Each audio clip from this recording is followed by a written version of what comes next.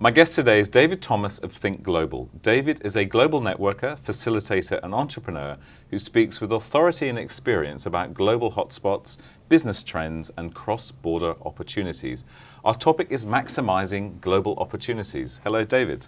Hello, Robert. So tell me, where should a small business start if they're looking at this whole area of kind of breaking out and going overseas? Well, I'm glad you asked that, because actually the starting point is to stay at home. Don't get on a plane just yet. And that's one of my biggest challenges, is to stop people getting on a plane, spending a lot of money before we've even really done any thinking about it. So start at home, and then of course you need a plan. And the plan needs to answer a number of questions, but the three big questions that I tend to focus on is the why, where and what. The why, where and what, okay. The why, so the why presumably is, why would you go overseas in the first place? Why bother? You know, what are you trying to achieve? All right, great question. What's the answer to that one? Well, in most cases it's, you know, the excitement of travel and cultures and experiences offshore.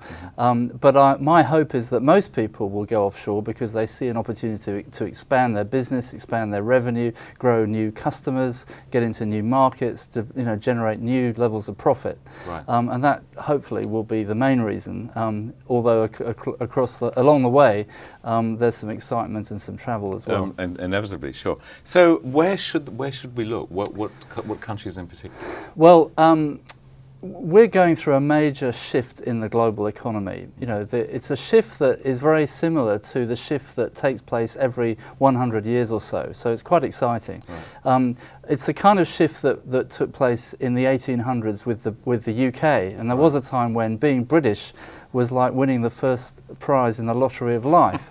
And you know, with the Industrial Revolution of the 1800s, Britain effectively ruled the world, and their empire extended, you know, everywhere.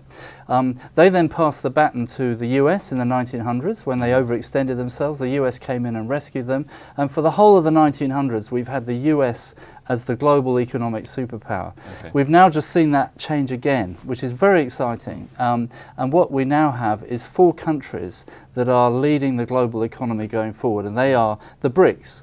The BRICS. The BRICS, B-R-I-C. B-R-I-C, okay, standing for? Standing for 2 things. So first of all, the names of the countries that dominate these 4, this multipolar influence, which is Brazil, Russia, India and China. The big 4 countries going forward. But another way to look at them is that they are the big, rapidly industrializing countries of the 21st century. Okay. And both stand for again. BRIC. Okay, yeah. Terrific.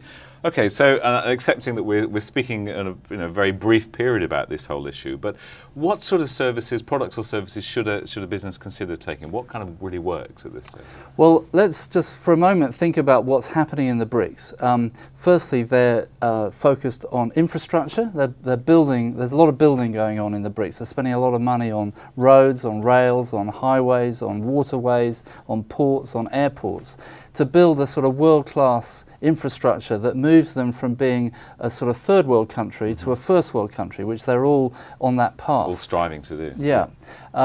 But of course, in the process of building hardware, what I call hardware, what they don't yet have is the software. The software is the know-how, the services, the expertise, the professionalism, the leadership, at a sort of broad level, but at a specific level, then there's accounting and legal and taxation and design and recruitment and all the education, all the things that... Is there anything that isn't covered then? Is there anything where there isn't an opportunity? Well, I don't think we can necessarily teach them how to build faster than they do at the moment, in that they're very focused on growth and development.